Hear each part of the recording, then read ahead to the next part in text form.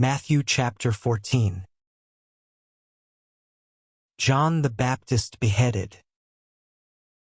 At that time Herod the Tetrarch heard the report about Jesus and said to his servants, "This is John the Baptist. He is risen from the dead, and therefore these powers are at work in him." For Herod had laid hold of John and bound him, and put him in prison for the sake of Herodias, his brother Philip's wife, because John had said to him, "It is not lawful for you to have her."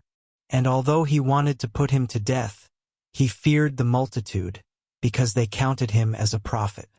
But when Herod's birthday was celebrated, the daughter of Herodias danced before them and pleased Herod. Therefore he promised with an oath to give her whatever she might ask. So she, having been prompted by her mother, said, "Give me John the Baptist's head here on a platter." And the king was sorry.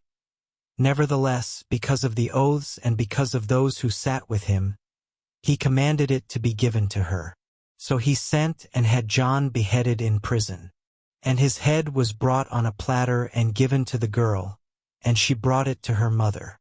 Then his disciples came and took away the body and buried it, and went and told Jesus.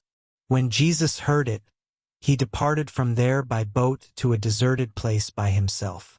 But when the multitudes heard it, they followed him on foot from the cities. And when Jesus went out, he saw a great multitude, and he was moved with compassion for them, and healed their sick. When it was evening, his disciples came to him, saying, "This is a deserted place, and the hour is already late. Send the multitudes away, that they may go into the villages and buy themselves food." But Jesus said to them, "They do not need to go away. You give them something to eat." And they said to him, "We have here only 5 loaves and 2 fish." He said, "Bring them here to me." Then he commanded the multitudes to sit down on the grass. And he took the 5 loaves and the 2 fish, and looking up to heaven, he blessed and broke and gave the loaves to the disciples, and the disciples gave to the multitudes. So they all ate and were filled, and they took up 12 baskets full of the fragments that remained. Now those who had eaten were about 5,000 men, besides women and children. Immediately Jesus made his disciples get into the boat and go before him to the other side, while he sent the multitudes away. And when he had sent the multitudes away, he went up on the mountain by himself to pray. Now when evening came, he was alone there. But the boat was now in the middle of the sea, tossed by the waves, for the wind was contrary. Now in the 4th watch of the night Jesus went to them, walking on the sea. And when the disciples saw him walking on the sea, they were troubled, saying, "It is a ghost," and they cried out for fear. But immediately Jesus spoke to them, saying, "Be of good cheer. It is I. Do not be afraid."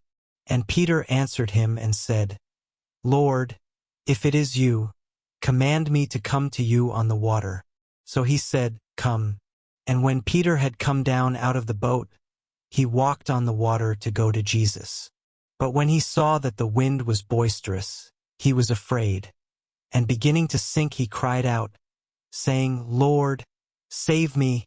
And immediately Jesus stretched out his hand and caught him, and said to him, "O you of little faith, why did you doubt?" And when they got into the boat, the wind ceased. Then those who were in the boat came and worshipped him, saying, "Truly you are the Son of God." When they had crossed over, they came to the land of Gennesaret. And when the men of that place recognized him, they sent out into all that surrounding region, brought to him all who were sick, and begged him that they might only touch the hem of his garment. And as many as touched it were made perfectly well. Amen.